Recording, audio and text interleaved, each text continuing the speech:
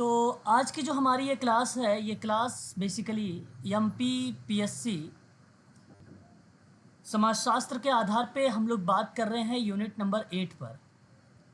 कल हम लोगों ने देखा था विकास की अवधारणा में आर्थिक वृद्धि पर। आज की जो हमारी क्लास है ये मानवीय विकास पर है। इसकी पीडीएफ आप लोगों को टेलीग्राम पर मिल जाएगा। यहाँ हम लोग डिस्कस करेंगे आज एक तरफ मानवीय विकास के बारे में, तत्पश्चात हम लोग देखेंगे कि मानवीय विकास की रिपोर्ट के अंतर्गत कुछ मुद्दे हैं, उन मुद्दों के बारे में। हालांकि ये टॉपिक इम्पॉर्टेंट है। यूजीसी नेट में अगर मैं बात करूं तो सोशल वर्क में भी यहाँ से प्रश्न आ चुका है। यूजीसी नेट में सोशल वर्क में यहाँ से भी, यानी विकास के मानव विकास रिपोर्ट के अंतर्गत जो मुद्दे हैं इनसे भी प्रश्न पूछा जा चुका है यूजीसी नेट में। और समाजशास्त्र में तो इम्पॉर्टेंट है ये, ठीक है। साथ ही साथ हम लोग बातचीत अभी करेंगे यहाँ पे कुछ इंडेक्स के बारे में। ये देखिए जो पीडीएफ है, इंडेक्स की पीडीएफ है। विभिन्न सूचकांकों में जो भारत की भूमिका है उन पे हम लोगों ने भी इंडेक्स पर भी बात करेंगे, ठीक है। कौन कौन से इंडेक्स हैं और कितने नंबर पे भारत है, ठीक है। चलिए तो एक बार स्टार्ट करते हैं पहले क्लास को। ध्यान दीजिएगा, पहले मानव विकास के बारे में पढ़ेंगे। देखिए, मानव विकास का तात्पर्य है कि मनुष्यों के मनोसामाजिक, शारीरिक और संज्ञानात्मक विकास से है, ठीक है। ये बड़ा आसान सा पॉइंट यहाँ पर मेंशन किया गया है। ईजिली आप इसकी आइडेंटिफाई भी कर सकते हैं। यदि आपसे पूछा जाए कि मानव विकास क्या है तो आप वहाँ पे कह सकते हो कि मनुष्य के मनोसामाजिक, शारीरिक और संज्ञानात्मक विकास से, है ना। तो इस तरीके से आप दर्शा सकते हो कि मानव विकास है। मानव विकास ना स्वस्थ भौतिक वातावरण से लेकर आर्थिक, सामाजिक, राजनीतिक स्वतंत्रता तक सभी प्रकार के मानव विकल्पों को सम्मिलित करते हुए लोगों के विकल्पों में विस्तार करना, उनके शिक्षा को लेकर भी बात करना, है ना, इत्यादि जो भी क्रियाएं हैं उसमें उनको अवसर देना, ये सभी मानव विकास के ही पार्ट कहलाते हैं। ये सभी मानव विकास के पार्ट हैं। तो संयुक्त राष्ट्र संघ ने मानव विकास की विभिन्न परिभाषाओं के रूप में रिप्रेजेंट किया। कहा कि मानव विकास वह प्रक्रिया है जिसके द्वारा लोगों को उपलब्ध विकल्पों की संख्या में वृद्धि हो, वही मानव विकास है। लेकिन यहाँ बड़ा आसान शब्दों में कि मानव विकास का तात्पर्य मनुष्यों के मनोसामाजिक और शारीरिक और संज्ञानात्मक विकास से है। यह मनुष्यों के पूरे जीवन काल तक फैला हुआ है। मनुष्यों के शारीरिक विकास में मस्तिष्क और शरीर में इंद्रिय अंगों, पेशी, कौशल, स्वास्थ्य इत्यादि सहित वृद्धि और परिवर्तन शामिल है। मनोसामाजिक विकास में व्यक्तित्व और सामाजिक संबंधों और भावनाओं में परिवर्तन शामिल किया गया है, ठीक है। तो ये मनोसामाजिक विकास का पार्ट इसके अंतर्गत शामिल होता है। मनोसामाजिक विकास के प्रश्न बनता है कि मनोसामाजिक विकास डैश लिख देगा, वहाँ पर आपके ऑप्शन में ढूंढना होगा। अगर व्यक्तित्व है तो फिर करेक्ट है, या तो फिर सामाजिक संबंध है तो भी करेक्ट है, ठीक है। और भावनाओं में परिवर्तन भी किया है तो भी वो आपका करेक्ट है। ये 3 पॉइंट आपके लिए इंपॉर्टेंट रहेंगे यहाँ पे। फिर उसके बाद संज्ञानात्मक विकास की बात करते हैं। यहाँ स्मृति यानी मेमोरी की बात किया गया है। भाषा, तर्क, रचनात्मक आदि में परिवर्तन को शामिल किया गया है संज्ञानात्मक विकास में, ठीक है। तो संज्ञानात्मक विकास में क्या है? भाषा, तर्क, रचनात्मक क्रिया है। मनोसामाजिक विकास में क्या है? व्यक्तित्व, सामाजिक संबंध है, भावना में परिवर्तन है। शारीरिक विकास में क्या चीज़ें दर्शाई गई है? शरीर में इंद्रिय, अंग, पेशी, कौशल, स्वास्थ्य इत्यादि सहित वृद्धि और परिवर्तन को दर्शाया गया है। तो तीनों बातें यहाँ पर क्लियर हो गई कि मनोसामाजिक के शारीरिक और संज्ञानात्मक विकास से रिलेट कराता है ये मानव विकास। और इसमें क्या क्या चीज़ें देखने को मिल सकता है जो कि ये स्क्रीन में आपने देख लिया, ठीक है। मानव में विकास जो होता है वो गुणात्मक और मात्रात्मक दोनों होता है।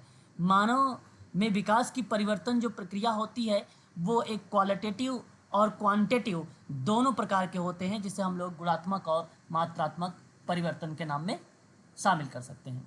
तो एक गुणात्मक परिवर्तन होता है। ये गुणात्मक परिवर्तन ना तब होता है जब व्यक्ति प्रगति और उस तरह से अलग हो जाता है जैसे कि वे पहले थे। जिस तरह से एक व्यक्ति दुनिया को मानता है, व्यवहार करता है और सोचता है, इस प्रक्रिया में गुणात्मक यानी व्यक्ति की क्वालिटी यानी उसके गुण के आधार पे आपने क्या किया है? मान्यता दिया है, उसके गुणों के आधार पे, व्यक्ति के गुण के आधार पे आपने मान्यता दिया है तो उसे गुणात्मक परिवर्तन के रूप में जाना जाएगा। एक मात्रात्मक परिवर्तन होता है, ये तब होता है जब व्यक्ति की नई जानकारी और अनुभव प्राप्त होता है। जैसे व्यक्ति मजबूत बनता है, बड़े होते हैं, अधिक वजन, ऊंचाई प्राप्त करता है, तो इस संबंध में इसको मात्रात्मक परिवर्तन कहा जाता है। ये संख्या में भी हो सकता है, मात्रात्मक परिवर्तन संख्या में भी हो सकता है, ये भी चीज़ आप ध्यान रखिए। जैसे अधिक वजन है तो संख्या में ही होगा, ऊंचाई है तो संख्या में ही प्राप्त होगी। और यह एक व्यक्ति में दोनों मात्रात्मक और एक साथ ही गुणात्मक पहलुओं सहित समग्र और प्रगतिशील परिवर्तनों से संबंधित होता है। ठीक है, तो एक व्यक्ति में ना गुणात्मक परिवर्तन भी हो सकता है, मात्रात्मक परिवर्तन भी हो सकता है, समग्रता के रूप में यानी संपूर्ण विकास के परिप्रेक्ष्य में देखा जा सकता है। तो इस तरीके की ये परिवर्तन है मानव विकास के अंतर्गत, है ना। यह एक विस्तृत और जटिल प्रक्रिया है।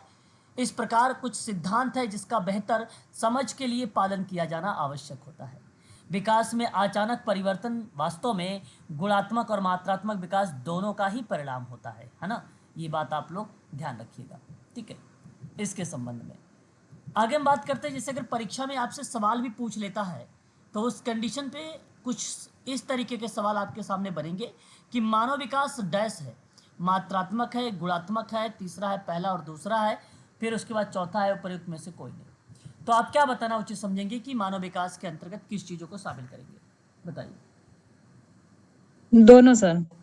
Option C. ऑप्शन सी, यानी आपने कहा कि मात्रात्मक परिवर्तन भी मानव विकास में होता है, गुणात्मक परिवर्तन भी होता है। बिल्कुल आपने यहाँ पे करेक्ट जवाब दिया है, इस बात को आप सभी लोग ध्यान रखिएगा, ठीक है। मानव विकास की भूमिका अगर हम बात करते हैं आप लोगों से, सन 1990 में ना संयुक्त राष्ट्र संघ विकास कार्यक्रम से जुड़े अर्थशास्त्री जिनका नाम था महबूब उल हक और उनके सहयोगी के द्वारा मानव विकास सूचकांक का भी प्रतिपादन किया गया था। और उस दौरान 3 आयाम थे, मैंने आप लोगों को कल भी बताया था, जीवन प्रत्याशा, साक्षरता दर जिसको शिक्षा कहते हो, और तीसरा आपका प्रति व्यक्ति सकल राष्ट्रीय आय यानी इनकम भी आप शामिल कर सकते हो, ठीक है। और मैंने कल बताया था कि मानव विकास सूचकांक का जो मूल्य है वो किन किन के बीच में आता है, तो 0 से 1 के बीच में आता है, ये बात आपको ध्यान रखना होगा इसके संबंध में। आगे देखिए, अब यहाँ हम लोग बात करेंगे मानव विकास के स्तंभ के बारे में, मानव विकास के स्तंभ, है ना, स्तंभ, ये भी इम्पॉर्टेंट है ना, पिलर है ये मानव या ह्यूमन डेवलपमेंट के अंतर्गत। तो उसके अंतर्गत 4 आते हैं, एक आता है समानता, उत्पादकता, सशक्तिकरण और स्थिरता को मानव विकास के 4 आधार माने जाते हैं। इसी 4 आधार को ही बेसिकली स्तंभ के नाम से भी जाना जाता है, ये बात ध्यान रखिएगा, इंपॉर्टेंट पॉइंट है ये भी मानव विकास के दृष्टिकोण से। यूजीसी के अगर बच्चे क्लास में हैं तो इस प्रश्न पर फोकस करेंगे। मानव विकास को अवसरों को बढ़ाने के परिप्रेक्ष्य में उनकी भलाई और आजीविका में सुधार की प्रक्रिया के रूप में वर्णित किया जा सकता है। मानव विकास की अवधारणा को महबूब उल हक, ये पाकिस्तान के रहने वाले हैं, मैंने आपको अभी भी जिक्र किया है कि सन 1990 में बेसिकली इन्होंने संयुक्त राष्ट्र संघ विकास कार्यक्रम के माध्यम से यहाँ इन्होंने मानव विकास सूचकांक का प्रतिपादन किया था। और वो कितने सूचकांक हैं, 3 हैं, और जिसमें से एक आता है जीवन प्रत्याशा और एक आता है शिक्षा और एक आता है आय। ये 3 बातें हैं, तीनों आप ध्यान रखिएगा, जो महबूब उल हक के द्वारा दिया गया है या विकसित किया गया है। यहाँ मानव विकास के 4 आधार नीचे शामिल किए गए हैं। जैसे एक है समानता। समानता आप सभी लोगों को मालूम है, इसका अर्थ है कि हर किसी के लिए उपलब्ध अवसरों को समान पहुंच प्रदान करना ही समानता कहलाता है ना। समानता की बात अगर कर रहा, अवसर की बात हो रही, तो यहाँ पे समानता की प्रक्रिया तय है कि शामिल होगी। यह उनके जेंडर यानी लिंग, नस्ल, आय और जाति पर ध्यान दिए बिना सबके लिए बराबर होना चाहिए, मतलब कोई भेदभाव नहीं होना चाहिए। जो भी समाज में क्रिया होनी चाहिए वो भेदभाव रहित होनी चाहिए, है ना। नस्ल, आय, जाति, लिंग के आधार पर हमें भेदभाव नहीं करना है, और यही बात समानता को प्रस्तुत करती है, ठीक है। इस बात को आप ध्यान रखिएगा। तत्पश्चात उत्पादकता आती है। उत्पादकता की बात करते हैं तो मानव कार्य के संदर्भ में उत्पादकता लोगों में क्षमताओं का निर्माण करके ऐसी चीज़ों को लगातार समृद्ध किया जाना चाहिए। दक्षता यानी कौशल स्किल होता है, बढ़ाने के लिए उनके ज्ञान और बेहतर स्वास्थ्य सुविधाओं को बढ़ाने के प्रयास भी किए जाने चाहिए। तो ये बात दर्शाता है उत्पादकता, यानी लोगों की क्षमता का निर्माण करना हो रहा है यहाँ पे। लोगों में अगर मैं बात करूँ तो लगातार समृद्धि किया जाना चाहिए, कौशल को बढ़ाना चाहिए, ज्ञान और बेहतर स्वास्थ्य की सुविधा को भी बढ़ाना चाहिए, जो रिलेट कराता है उत्पादकता को। ये दूसरा एक स्तंभ है। वहीं अगर हम बात करते हैं तीसरा, सशक्तिकरण, एम्पावरमेंट इसको कहा जाता है। लोगों को सशक्त बनाने के लिए सुशासन और जन उन्मुख नीतियों की आवश्यकता है। आर्थिक और सामाजिक रूप से वंचित समूहों के सशक्तिकरण का विशेष महत्व होता है। सशक्तिकरण में सशक्त बनाने की बात होती है, नीति की आवश्यकता पड़ती है, कार्यक्रम की आवश्यकता पड़ती है, योजनाओं की आवश्यकता पड़ती है, जिससे समाज में जो व्यक्ति पिछड़े वर्ग हैं, जो कमज़ोर वर्ग हैं, जो वंचित वर्ग हैं, उनको सशक्त करके समाज की मुख्य धारा से जोड़ा जाए। यह एक तीसरा स्तंभ के रूप में जाना जाता है, सशक्तिकरण। इम्पोर्टेंट पॉइंट है ये भी। उसके बाद स्थिरता। स्थिरता अस्थाई मानव विकास के लिए है। ये अस्थाई मानव विकास के लिए है। सभी को समान अवसर मिलने चाहिए। प्रत्येक संसाधन का उपयोग इस तरह से किया जाना चाहिए कि भावी पीढ़ियों के लिए संसाधनों की कमी ना हो, है ना, जो स्थिरता को दर्शाता है। यानी रिसोर्सेज बड़ा इंपॉर्टेंट भूमिका निभाता है यहाँ पर, ठीक है, रिसोर्सेज स्थिरता में। बताइए, क्लियर है? एक बार क्लियर करिए। इस चीज़ को आप सभी लोग ध्यान रखिएगा। मैं एक बात बताना चाहूँगा, मानव विकास जब हम आइडेंटिफाई करते हैं सूचकांक के रूप में, तो उसको 3 भागों में डिवाइड किया गया है। जैसे एक होता है उच्च मानव विकास वाला देश, एक होता है मध्यम मानव विकास वाला देश, एक होता है निम्न मानव विकास वाला देश। इसके अंतर्गत कुछ क्राइटेरिया, या आप ये कह लीजिए कि कुछ सर्टेन या निश्चित नंबर डिसाइड किए गए हैं। तो जो उच्च मानव विकास वाले देश हैं, उनका जो सूचकांक होता है, उनमें आपको अंक जो निर्धारित किए गए हैं 0.8 से लेकर 1.1 तक की चीज़ें रिलेट कराई जाती है, वो उच्च कैटेगरीज के अंतर्गत शामिल होंगे। मध्यम सूचकांक में 0.5 से लेकर 0.79 के बीच में अगर आता है तो वह रिलेट कराता है आपका मध्यम क्राइटेरिया। और निम्न मानव विकास वाले जो देश होंगे, उनमें सूचकांक जो रिप्रेजेंट किया गया है वो 0 से लेकर आपका 0.49। इसको, ये तो बेसिकली मैंने मानव विकास वाले देशों का एक सूचकांक का एक अंक बताया है। ये अगर इन अंकों के बीच में रहेंगे तो आप ये कह सकते हो कि ये उच्च वाला देश है, उच्च मानव विकास वाला देश है। ये मध्यम मानव विकास वाला देश है, ये निम्न मानव विकास वाला देश है। जब आप सूचकांक पढ़ेंगे तो वहाँ पर आपको ये पॉइंटें भी मिलेंगी, ठीक है। उसके बाद यहाँ देखिए एक सवाल आया है कि निम्नलिखित में से कौन मानव विकास के 4 स्तंभ माने जाते हैं। आपके सामने 4 ऑप्शन दिए गए हैं। 4 स्तंभ बताइए। समानता, समावेशन तो नहीं है। समानता, उत्पादकता, सशक्तिकरण, स्थिरता, यानी ऑप्शन नंबर क्या हो जाए? बी। बी। हाँ, तो ऑप्शन देखो सी में उत्पादकता लिंग दिया है, ये भी नहीं और ये भी नहीं, इसलिए आपका सी भी नहीं है। श्रम आ गया है, इसलिए आपका ये भी नहीं है, तो ऑप्शन नंबर बी यहाँ पर करेक्ट हो जाएगा। तो स्तंभ से इस तरीके से एमपीपीएससी में आप लोगों के सवाल देखने को मिल सकते हैं। आगे देखिए, निम्न में से कौन मानव विकास के 4 स्तंभों में से नहीं है। एक है समानता, जिसको निष्पक्षता कहते हैं, ऑप्शन बी कहता है सशक्तिकरण, ऑप्शन सी कहता है सततता, जिसको हम संपोषणीय कहते हैं, ऑप्शन डी कहता है आत्मनिर्भरता। जवाब बताइए कौन सा इसमें नहीं है? जी, सी। सी कह रहे हैं आप, ओके। चलिए, एक चीज़ यहाँ पर ध्यान रखिएगा, मैंने अभी ऊपर आप लोगों को रिलेट करके यहाँ पे बताया है कि एक स्थिरता है और ठीक एक है। सशक्तिकरण है, एक उत्पादकता है और एक समानता है। तो समानता तो था ऑप्शन में। उत्पादकता, आत्मनिर्भरता। उत्पादकता मानव कार्य के संदर्भ में रिलेट होता है और यहाँ दक्षता बढ़ाने की कार्य करते हैं, ज्ञान की बात, स्वास्थ्य बेहतर की, शिक्षा की बात, सशक्तिकरण की बात होती है यहाँ पे। ठीक है, क्लियर है। अच्छा, यहाँ स्तंभ में अगर मैं बात करता हूँ तो कहा गया कि कौन सा नहीं है, तो क्या संपोषणी यानी सततता नहीं होगा? सर आत्मनिर्भरता। हाँ, यहाँ पे किसी ने जवाब दिया था सी को, तो सी सही है, लेकिन आत्मनिर्भरता यहाँ पर कहीं जिक्र नहीं किया गया है। जी सर। निर्भरता शब्द जो आता है वो इंडिपेंडेंसी वाली प्रक्रिया आती है ना। और यहाँ जी सर। ही आपका करेक्ट होगा। सततता, सततता की बात हो या संपोषणीय बात हो, ये रिलेट कराता है।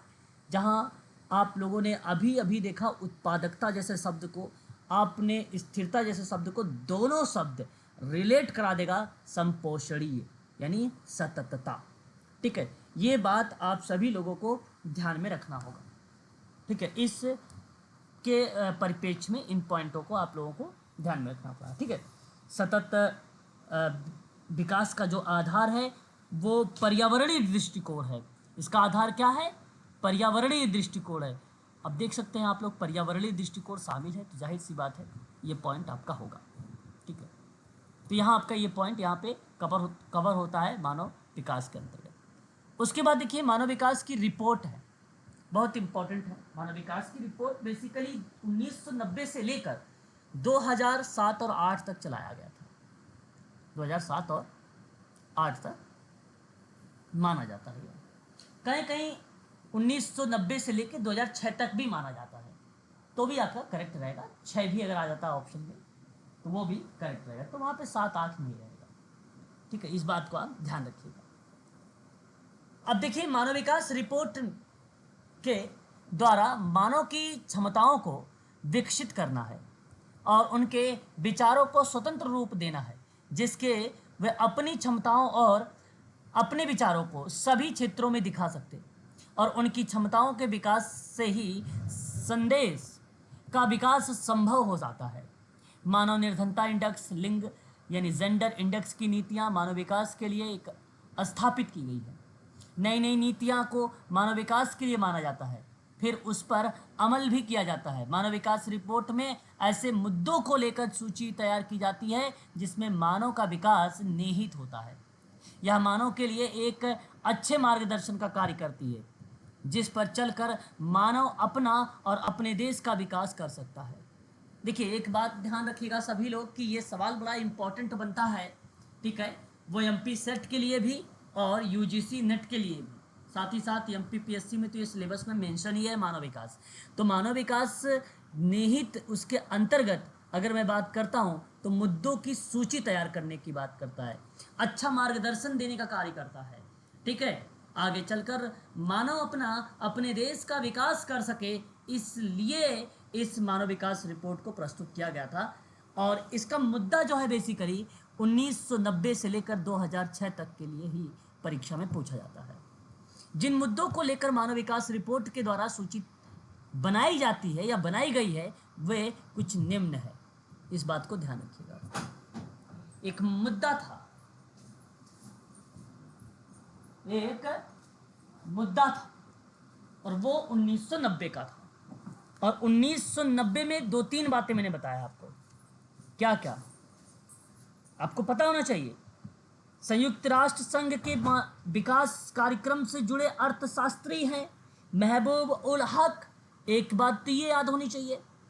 दूसरी बात, मानव विकास सूचकांक के 3 आयाम हैं, जिसमें जीवन प्रत्याशा, साक्षरता और प्रति व्यक्ति सकल राष्ट्रीय आय, ये 3 बातें इसके अंतर्गत आपको पता होना चाहिए। यहां तक कि आपने एक नाम सुना होगा, मैं यहां पर बता देता हूं साइड में सभी लोगों ने, यूएनडीपी के बारे में, बहुत इंपॉर्टेंट है। इसकी स्थापना 1965 में हुई थी, 1965 में। यूनाइटेड नेशंस डेवलपमेंट प्रोग्राम कहा जाता है इसको। इसको क्या बोला जाता है? संयुक्त राष्ट्र विकास कार्यक्रम, है कि नहीं? अब मैं आपको ये बता दूं कि ये यूएनडीपी के द्वारा, यूएनडीपी के द्वारा, ठीक है, 1990 से 1990 से प्रतिवर्ष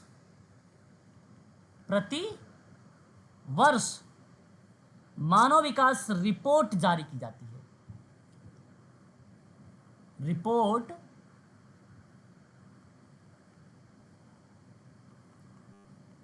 की जाती है, ठीक है, ये ध्यान रखिएगा। यूएनडीपी मानव विकास रिपोर्ट जारी किए जाने की, ठीक है, अलग अलग वर्षों में उसकी वर्षगांठ के अवसर पर विभिन्न प्रकार के जो सूचकांक की पद्धतियां हैं उसको विकसित किया जाता है ना। और इसके अंतर्गत 10 संकेतों को भी शामिल किया गया है। हालांकि मैं आप लोगों से कल की क्लास में जिक्र भी किया था बहुआयामी निर्धनता सूचकांक, लिंग असमानता सूचकांक, असामान समायोजित मानव विकास सूचकांक जिसको एचडीआई या एचडीआई कहते हैं आप लोग, है ना। कई चीज़ें हैं इसके अंतर्गत, उन चीज़ों में आपको ये बात ध्यान रखना होगा।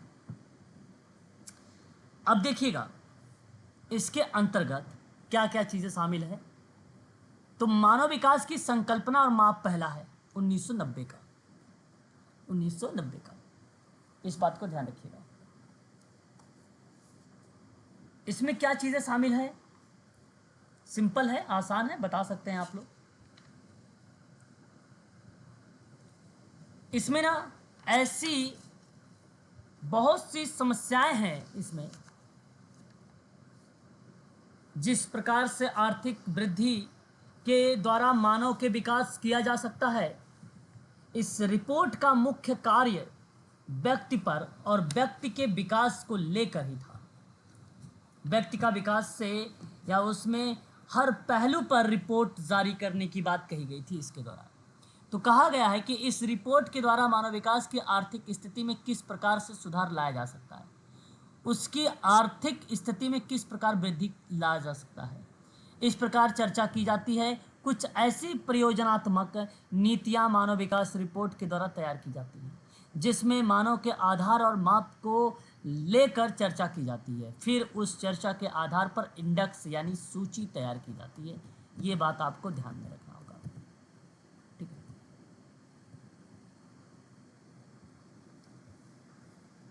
उद्देश्य प्रयोजनात्मक यानी कि उद्देश्यों की पूर्ति के लिए होता है। ये नीतियां बनाना, प्रयोजनात्मक का मतलब होता है नीतियां या नीति, पॉलिसी वगैरह बनाना और उस पर काम करना। तो पहला है संकल्पना और माप। परीक्षा में आपसे जो पूछा जाएगा ये हेडिंग पूछी जाएगी, ये बात ध्यान रखिएगा। दूसरा आता है 1991 का, मानव विकास के लिए वित्त की व्यवस्था करना 1991 का है। मानव विकास ना हो पाने का कारण वित्त का संसाधनों की कमी से ज़्यादा राजनीतिक बद्धता को माना गया है। जो नेता लोग वादा करते हैं उसे वे पूरा नहीं करते हैं। राजनीति या वोट देने के समय नेताओं के द्वारा बड़े बड़े वादे मानव विकास के लिए होते हैं, लेकिन जब वे जीत जाते हैं तो सब कुछ भूल जाते हैं। ये एक दूसरा मुद्दा था जहाँ पे वित्त की व्यवस्था की बात हो रही थी। आपको बता दें कि वित्त सहायता प्रदान करने का वादा करता है और उसमें कभी आने के कारण भी मानव विकास में अवरोध होने की कंडीशन को भी दर्शाता है। ये तो मानव विकास बेसिकली वित्तीय संसाधनों की कमी के कारण ही मानव विकास नहीं हो पाता है, ऐसी बात भी आप यहाँ पर शामिल कर सकते हैं। तो ये दूसरा मुद्दा रहेगा। मानव विकास का भूमंडलीय आयाम है एक तीसरा, 1992 का है। इसमें कहा गया है कि इसके द्वारा मानव संसाधन में ज़्यादा निवेश करके अपने राष्ट्र में ऐसी टेक्नोलॉजी क्षमता का प्रसार कर सकते हैं जिसके द्वारा अंतर्राष्ट्रीय बाजार में उसके साथ प्रतिस्पर्धा में खड़े रहकर और उनसे आगे बढ़कर, यानी कुछ ऐसी नीतियों को अपनाकर कि हम सभी देशों को पीछे छोड़ सकने में कामयाब हो सकते हैं। देखिए मैं आपको बता दूं कि जनसंख्या का सबसे निर्धन वर्ग 20% और संपन्न वर्ग 20%। ठीक है, हम भूमंडलीय आयाम की बात कर रहे हैं। संपन्न वर्ग 20% और निर्धन वर्ग 20%।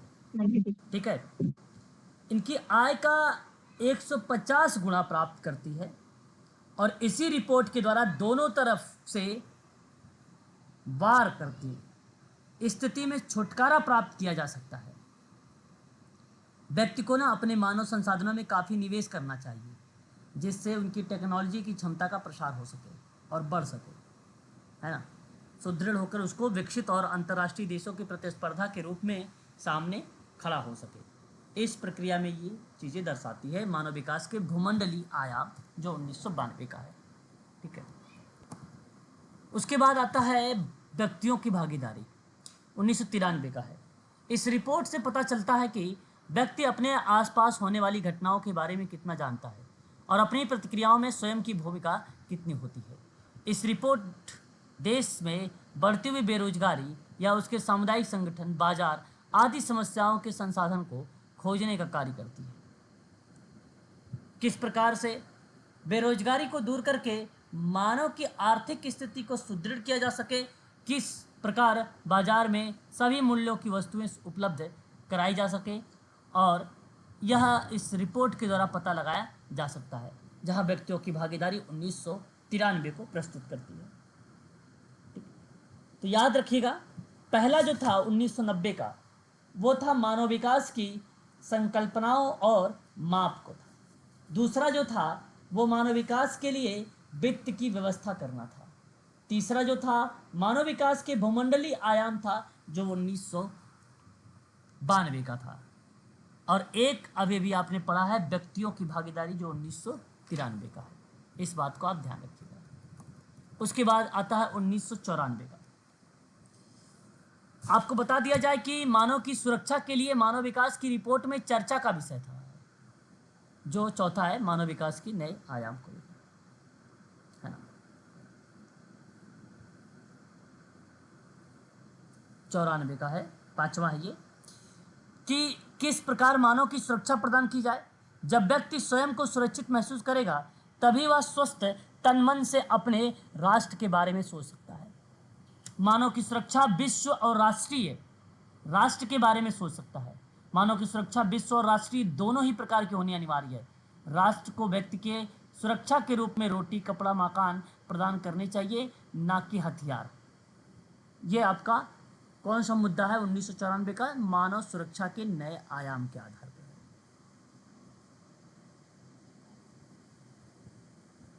ठीक है, उसके बाद आवाज मेरी क्लियर है? एक बार स्पष्ट करेंगे? जी सर। उसके बाद लिंग और मानव विकास है 1995 का। इस रिपोर्ट के द्वारा लिंग यानी जेंडर की वजह से आई असमानता को दूर करने की कोशिश की जाती है।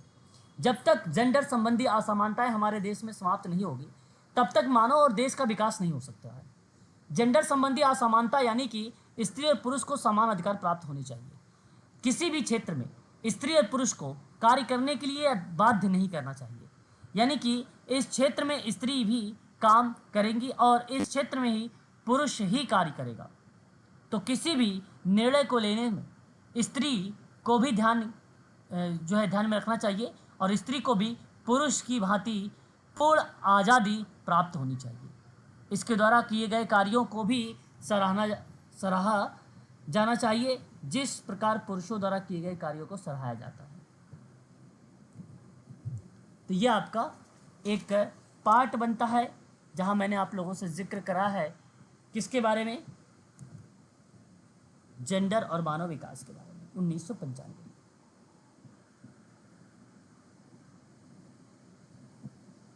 ठीक है, यस सर। तो दो नए आयाम अपनाए गए थे इसमें। एक था महिलाओं के काम को दिलवाने को लेकर, उसके काम का मूल्यांकन समझने को विश्लेषण करने से। दो नए आयाम यानी काम का विश्लेषण मूल्यांकन एक होगा, और एक होगा महिलाओं को कार्य दिलवाने से संबंधित। ठीक है, ये दो आयाम थे इसके अंतर्गत। आर्थिक वृद्धि और मानव विकास 1996 का है। यदि मानव विकास आर्थिक रूप से सही तरीके से नहीं होता है, ठीक है, तो वह व्यक्ति रोजगार से रहित हो जाता है, ना उसके पास उसका कोई भविष्य होगा और वह एक मात्र जड़ चेतन मानकर ही रह जाएगा। तो आर्थिक वृद्धि और मानव विकास 1996 में इस रिपोर्ट के द्वारा व्यक्ति के बारे में बताया गया कि जब तक मानव की आर्थिक स्थिति ठीक नहीं होती, वह किसी भी प्रकार की कोई कार्य करने में असमर्थ रहता है, ना तो उसका कोई भविष्य होता है और ना ही वह किसी से बात करना पसंद करता है। वह बस एक निरुद्देश्य युक्त जीवन जीता है। वह इस स्थिति में किसी के बारे में नहीं सोचता है।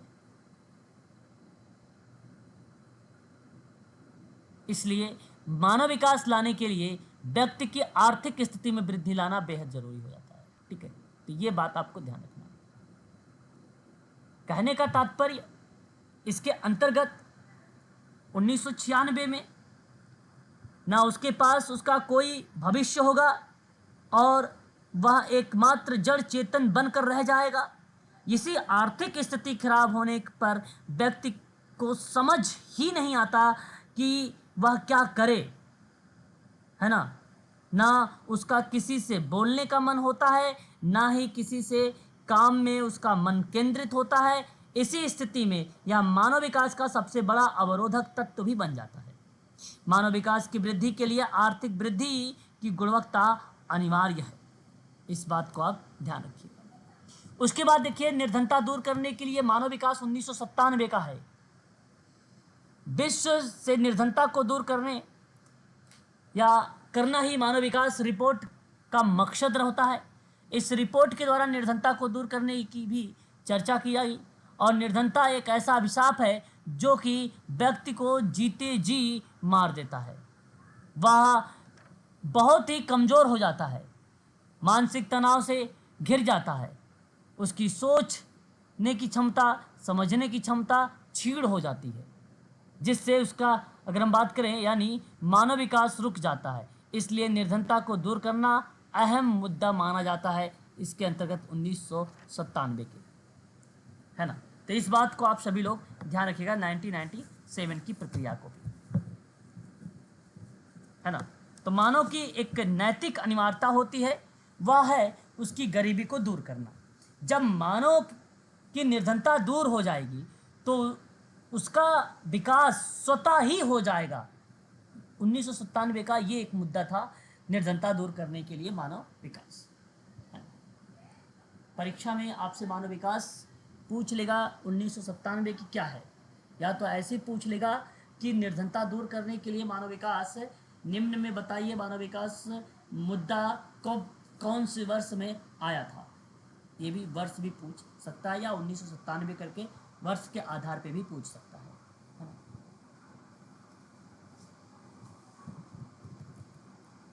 उसके बाद मानव विकास के उपभोग 1998। ध्यान दीजिएगा कि मानव विकास के लिए उपभोग टेक्नोलॉजी और सूचना की शक्ति और सामर्थ्यता के साथ विश्व में खपत और उत्पादक का उच्च स्तर बहुत अवसर उपलब्ध करा रहा है। तो आज विश्व में ऐसी टेक्नोलॉजी विकसित हो गई जिससे उत्पादन का स्तर काफ़ी ऊपर उठ चुका है और व्यक्ति की सामर्थ्यता भी काफ़ी बढ़ गई है। लेकिन सवाल यह है कि क्या इस प्रकार की सभी सुविधाएं जो आज मानव को प्राप्त हो रही है वे 21वीं सदी में भी मिलती रहेगी? क्या मानव विकास का स्वप्न ही रहेगा? ये चीज़ें इसके अंतर्गत दर्शाया गया है। कहने का मतलब उत्पादन का स्तर भी काफ़ी ऊंचा हो गया है। जैसे जैसे हमारे समाज में आधुनिकीकरण का स्तर बढ़ गया है ना, क्या अगली सदी में भी यही स्थिति रहेगी, या आज जो हम मानव विकास का स्वप्न संयोज कर उसके लिए भांति भांति के उपायों की खोज कर रहे हैं, क्या यह स्वप्न ही है रहेगा? या समय के साथ साथ सब कुछ बदल जाएगा। ये प्रक्रिया इसके अंतर्गत शामिल रहेगी। एक आता है मानव विकास या मानवीय दृष्टिकोण के साथ भूमंडलीकरण, है ना, भूमंडलीकरण आता है। यहां अगर मैं आपसे बात करूं, विश्वव्यापी प्रौद्योगिकी, विश्वव्यापी विचार, विश्वव्यापी पारस्परिक निर्धनता और विश्वव्यापी बाजार, ये सब व्यक्ति के भी जीवन को परिपूर्ण बना सकते हैं। यानी यदि अपनी सोच को विकसित कर ले व्यक्ति, यदि अपनी सोच को विकसित कर लेता है तो अपनी विश्वव्यापिकता, पारस्परिक निर्धनता को बढ़ा ले, अपना बाजार का स्तर ऊपर उठा ले, अपने विचारों का विस्तृत कर ले, तो यह मानव की सोच उसकी विचारधारा और उसकी जीवन की परिपूर्ण बना देती है। मानव विकास के लिए उसका स्वयं का दृष्टिकोण अच्छा होना चाहिए। ठीक है, ये बात ध्यान रखिए। उसके बाद अगर हम बात करते हैं मानव या मानवाधिकार और मानव विकास 2000, मानव विकास में उसके अधिकारों की महत्वपूर्ण भूमिका होती है। इस रिपोर्ट के द्वारा मानव के अधिकारों को पूरा करने की बात कही गई है। जब व्यक्ति के पास अपने पूर्ण अधिकार होंगे तो वह किसी भी क्षेत्र में कुछ भी कर सकता है, यानी कि गलत बात होते देख वह चुप नहीं बैठेगा और उसके खिलाफ आवाज़ उठाएगा, क्योंकि यह उसका अधिकार है। इसीलिए सन 2000 में मानवाधिकार और मानव विकास को लेकर जिक्र किया गया था। क्या बात हुई थी इसके अंतर्गत? विकास को मानवाधिकार को प्राप्त करने के साधन के रूप में और अधिकारों का विकास के अंतर्निहित भाग के रूप में मानव विकास रिपोर्ट के द्वारा देखा गया था। तो बड़ा इम्पोर्टेंट है ये आपका 2000 वाला मुद्दा भी। ठीक है, उसके बाद आता है नई प्रौद्योगिकियों का विकास के कार्य में लाना 2001। इसमें ना नई नई टेक्नोलॉजी लाने की बात होती है, यानी देश में ऐसी मशीनों के द्वारा कार्य किया जाना चाहिए जिसमें समय कम लगे और कार्य भी जल्दी हो जाए। 2001 की बात अगर मैं आपसे करता हूँ तो आप यहाँ कह सकते हो कि नई प्रौद्योगिकी को मानव विकास के लिए काम में लाना 2001। तो विकास के स्वरूप में अगर हम बात करें टेक्नोलॉजी के रूप में ये बेसिकली रूपांतरित किया गया है इसको 2001 को। 2002 खंडों में विभक्त हो रहे हैं विश्व में प्रजातंत्र को बढ़ावा, जो कि 2002 आता है।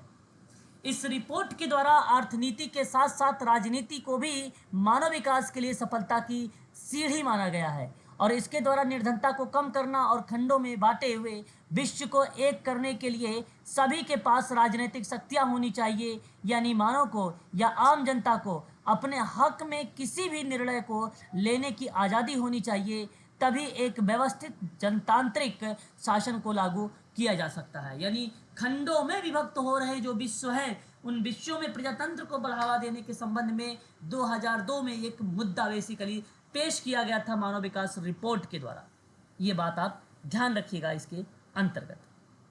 यहाँ इस रिपोर्ट के द्वारा बताया गया है कि जिस प्रकार अर्थनीति की अपनी अहम भूमिका है उसी प्रकार से सफलतापूर्वक विकास के लिए राजनीति की आवश्यकता भी है। इस बात को आप ध्यान रखिएगा। वहीं बात करते हैं नेक्स्ट पॉइंट पर, पॉइंट नंबर सेकेंड जो है 2003 पॉइंट पर बात करेंगे। यहाँ पे लक्ष्यों पर हम लोग या मुद्दों पर तो आता है 2003।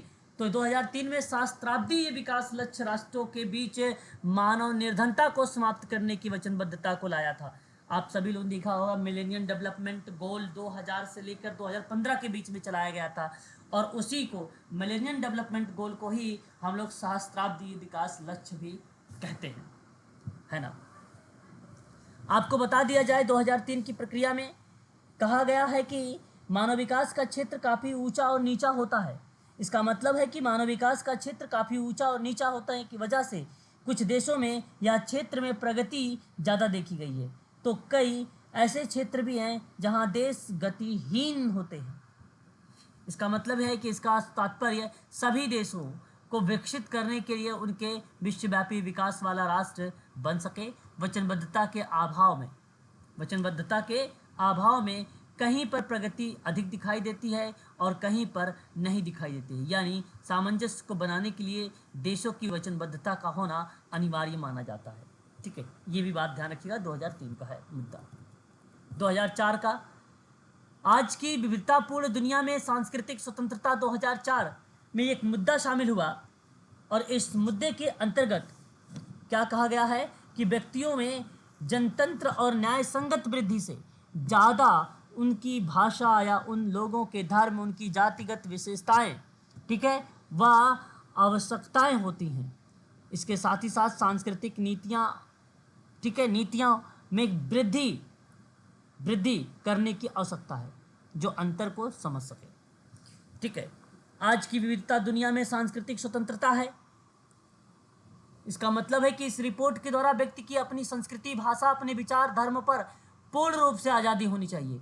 यानी उसमें किसी भी प्रकार की बाधा नहीं होनी चाहिए। वह अपनी इस संस्कृति के आधार पर ही अपना स्थान बना सके, है ना। तो सभी उसे उसके धर्म से जाने। हमारे देश में सभी वर्ग, धर्म, संस्कृति की ओर वास करते हैं। हमारा देश विविधता में एकता का प्रतीक माना गया है। व्यक्ति की जाति, धर्म, संस्कृति चाहे जो भी हो, उसे आपसी प्रेम भाव नहीं भूलना चाहिए। तो ये बात आपको ध्यान रखना है। इसके अंतर्गत कितने मुद्दे हो गए अभी तक, नोट कर रहे हो? 15 15 हो गए। ओके, आगे बात करते हैं नेक्स्ट पर। 2005 कहता है कि महत्वपूर्ण स्थितियों में अंतर्राष्ट्रीय सहयोग, यानी एक असमान विश्व में सहायता, व्यापार और सुरक्षा, जो 2005 का है। MDGO की हुई प्रगति के साथ यह रिपोर्ट मानव विकास पर ध्यान देती है। कहने का तात्पर्य यह है कि उस विकास पर ध्यान दिया जाता है MDGO के द्वारा, ठीक है, ध्यान दीजिएगा, जिसकी प्रगति हुई है। यह रिपोर्ट उन वादों का उल्लेख करती है जो कि किए गए तो, लेकिन उनको पूरा नहीं किया। कार्य के लेकर बात करें तो उसमें बाधा होने की वजह से कार्य नहीं किया, कार्य तो शुरुआत किया था। यानी महत्वपूर्ण स्थितियों में अंतर्राष्ट्रीय सहयोग की बात है और यह एक असमान विश्व में सहायता, व्यापार और सुरक्षा को रिप्रेजेंट करता है। तो इन आंकड़ों में टूटे हुए वादों का भी उल्लेख किया गया है। देश की चरम सीमा तक फैली हुई असमानता मानव विकास में अवरोध पैदा करती है। जो गरीब लोगों से वादे किए जाते हैं वे उन्हें निभाने में असमर्थ रहते हैं। 2005 का ये मुद्दा था मानव विकास का, ये बात ध्यान रखिएगा। उसके बाद 2006 का, अभाव के बाद बिजली निर्धनता, विश्वव्यापी जनसंकट, 2006 का ये बेसिकली एक मुद्दा है। मैं आपको बता दूं कि सारे देश में जल का संकट सबसे ज़्यादा देखने को मिलता है। ना तो पानी की टंकियों की सफाई की जाती है और ना ही पानी की भरपूर सप्लाई होती है।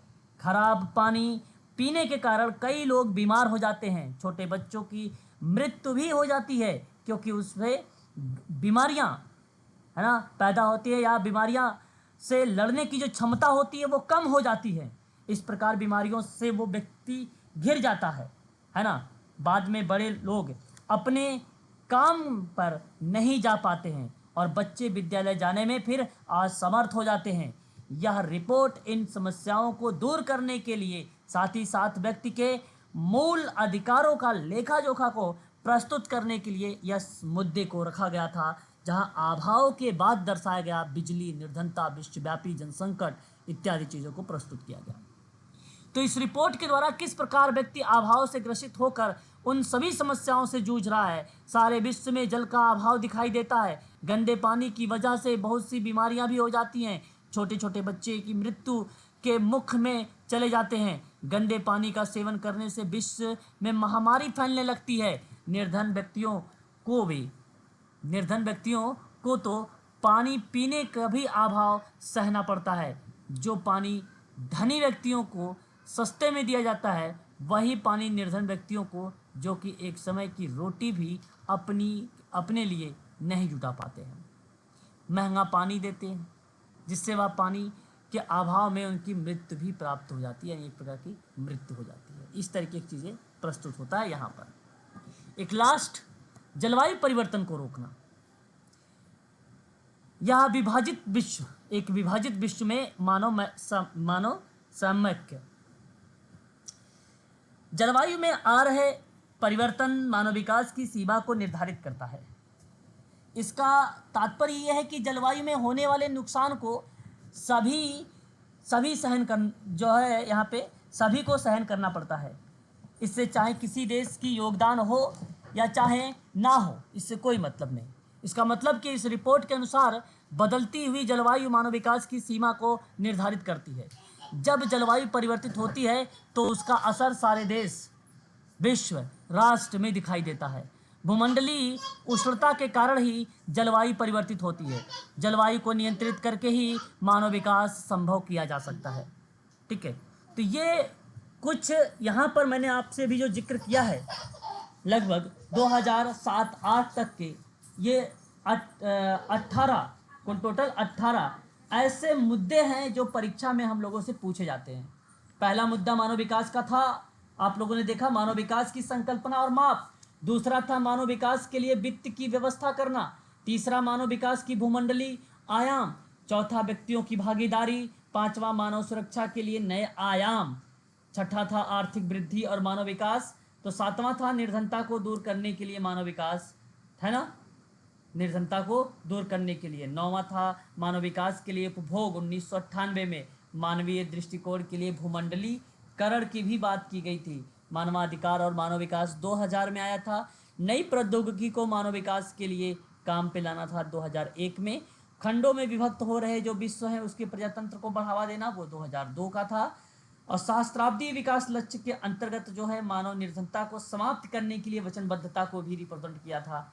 आज की विविधतापूर्ण दुनिया में सांस्कृतिक स्वतंत्रता की भी बात हुई है और महत्वपूर्ण स्थितियों में अंतर्राष्ट्रीय सहयोग, एक असामान्य विश्व में सहायता, व्यापार और सुरक्षा जैसे शब्दों को प्रस्तुत किया गया। अभावों के बाद भी मैंने बताया बिजली, निर्धनता, विश्वव्यापी जन संकट 2006 का, और एक जलवायु परिवर्तन को रोकने को लेकर जो अभी हम लोगों ने 2007 और 8 को देखा। ये मुद्दा बड़ा इंपॉर्टेंट है, बार बार बोल रहा हूँ, परीक्षा में ये कई बार रिपीट हुआ है ना, तो ये कई बार इससे सवाल पूछे ही जाते हैं। ठीक है, वर्ष के साथ मुद्दे को भी आप अवश्य ध्यान में रखिएगा। ठीक है, तो ये था आपके सामने जो है मुद्दे। अब बात करने वाले हैं हम लोग विभिन्न सूचकांकों में भारत की रैंकिंग को लेकर थोड़ा सा, है ना। मेन जो चीज़ें होंगी उस पर हम लोग विचार विमर्श यहाँ पर करेंगे, इसलिए आप सभी लोग इस चीज़ को भी ध्यान रखेंगे अच्छे से। ठीक है, एक पॉइंट आता है आपके सामने, वर्ल्ड हैप्पीनेस रिपोर्ट 2023 की भारत में कौन सा स्थान था। इस परीक्षा में अगर सवाल बनता है तो मैं आप लोगों को ये बताना उचित समझूंगा कि वर्ल्ड हैप्पीनेस रिपोर्ट भारत के लिए एक निराशाजनक का पार्ट रहा है, जहां यहाँ आप देख सकते हैं सभी लोग इस पॉइंट को। मेन पॉइंट में बताऊंगा। भारत पिछले साल 136वें स्थान की तुलना में 126वें स्थान पर है। फिनलैंड को लगातार छठे साल दुनिया का सबसे खुशहाल देश के रूप में जो है मान्यता मिली है फिनलैंड को। ठीक है, मैं चाहूँगा कि इस बात को आप सभी लोग ध्यान में रखेंगे, इम्पॉर्टेंट रहेगा। भारत का स्थान कितना है, परीक्षा में सवाल बनता है भाई, भारत का स्थान कौन सा है। अरे 136 126 126 याद रखिएगा। इस तरीके के सवाल परीक्षा में पूछे जाते हैं। कुल कितने देश थे, 146 देशों में से निकाला गया था, है ना। एक होता है यहाँ पर अगर हम बात करते हैं, ठीक है, हेनले पासपोर्ट इंडेक्स 2023, भारत का कौन सा स्थान है इसमें। तो जब परीक्षा में ये सवाल बनता है तो दुनिया का सबसे शक्तिशाली पासपोर्ट 2023 की सूची में भारत ने 84वां स्थान हासिल किया है। भारतीय नागरिकों की दुनिया भर में 59वें देशों में वीज़ा मुक्त पहुंच बेसिकली रिप्रेजेंट किया गया है इसके अंतर्गत।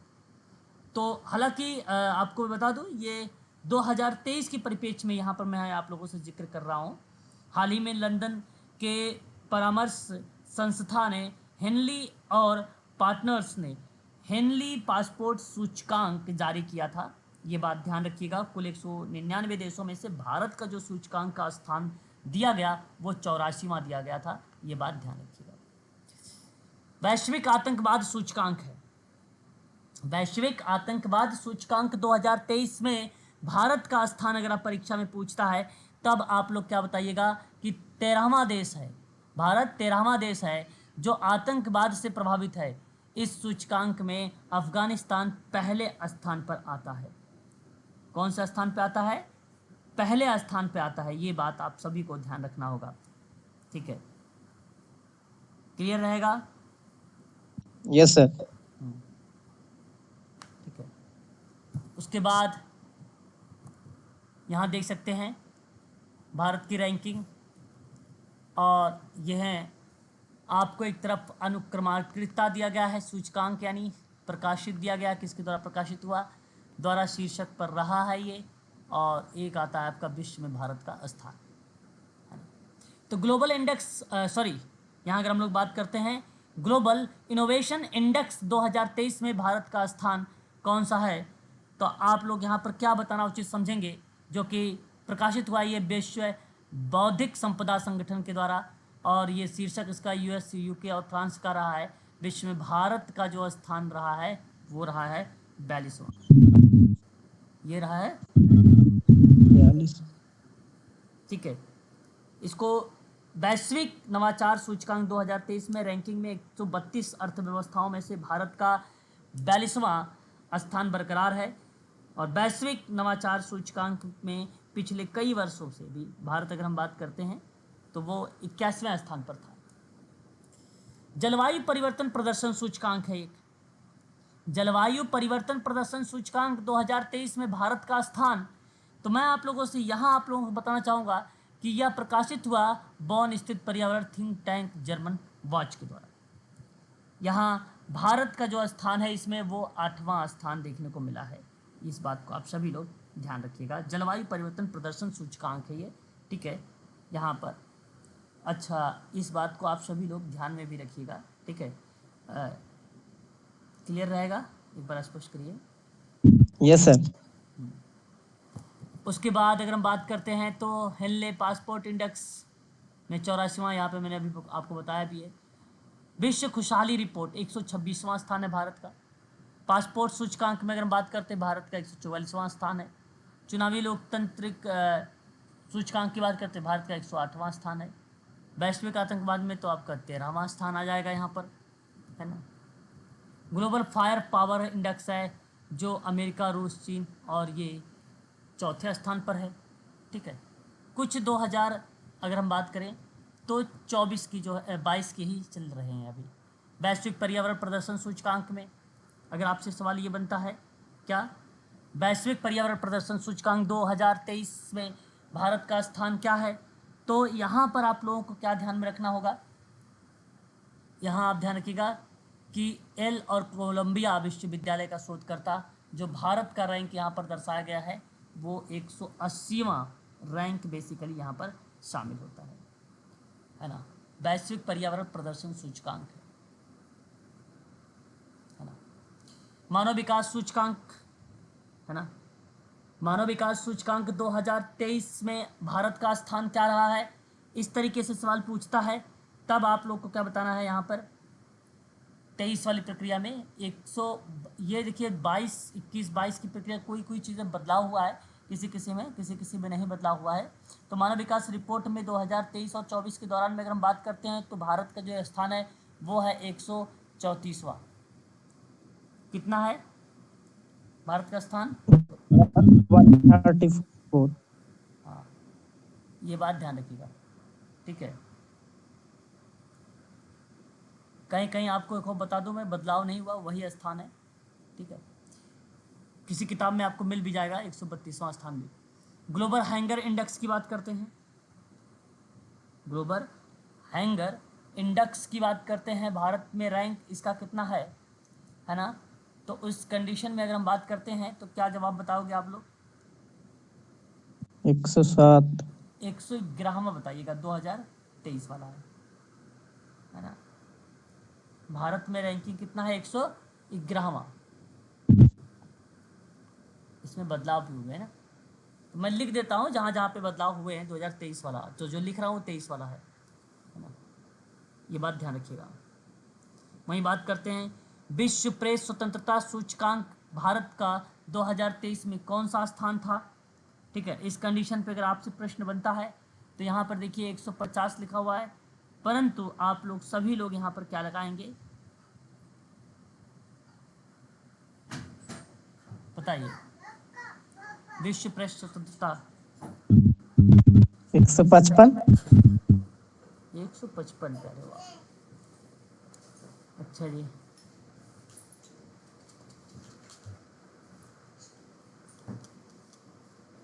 और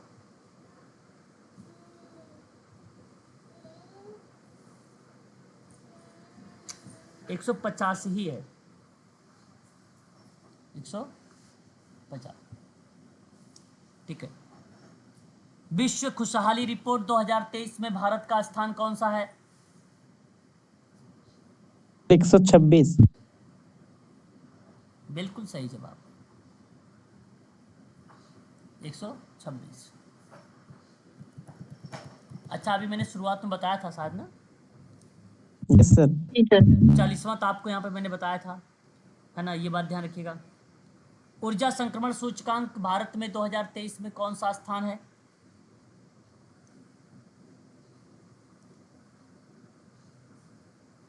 ऊर्जा संक्रमण सूचकांक है ना ये, और ये 2023 में आप क्या लगाएंगे? 67वां, 67। विश्व प्रतिस्पर्धात्मक सूचकांक भारत में कौन सा स्थान है? 37वां।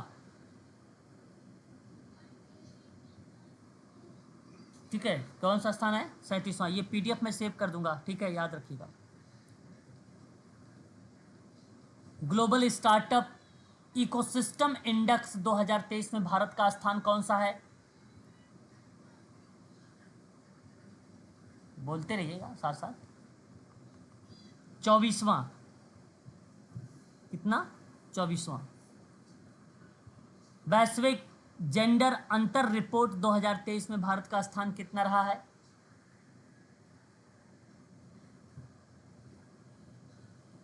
एक 135वां। ठीक है, वही है।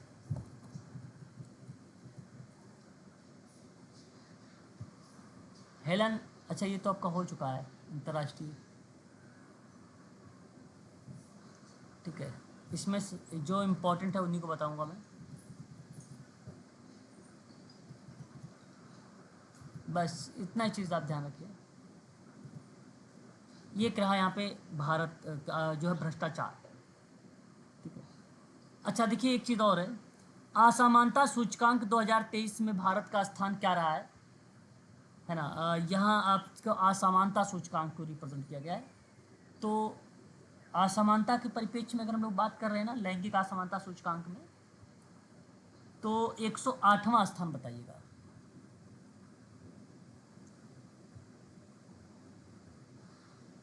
ठीक है, भ्रष्टाचार धारण सूचकांक में भारत का 2023 में कौन सा स्थान रहा है?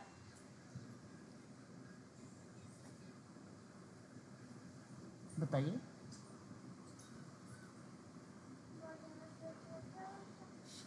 तिरानवे 2023 में। ठीक है, तो ये चीज़ें बेसिकली यहाँ पर मिल जाएगी आप सबको। ठीक है, बाकी जो इम्पोर्टेंट था मैंने आपको बता दिया वो सूचकांक।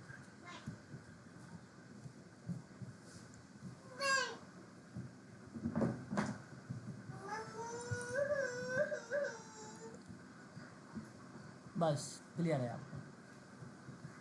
बाकी ये पीडीएफ मैं आपको भेज दूंगा, भी आपको इजीली मिल जाएगा। ठीक है ना, इतनी चीज़ें। Okay sir. ठीक है, ओके। तो आज के लिए इतना रखेंगे हम लोग, और शाम को मैं आप लोगों से बातचीत करूंगा। और मैंने आप लोगों से पहले ही बता रखा है कि आज जो हम होने वाली है शाम को 7 to 8 वाली, वो 19वीं सदी के दौरान में शताब्दी की बात करेंगे हम, समाज सुधार को लेकर, है ना। बड़ा इंपॉर्टेंट पॉइंट रहेगा आज की क्लास, ठीक है, ध्यान रखिएगा।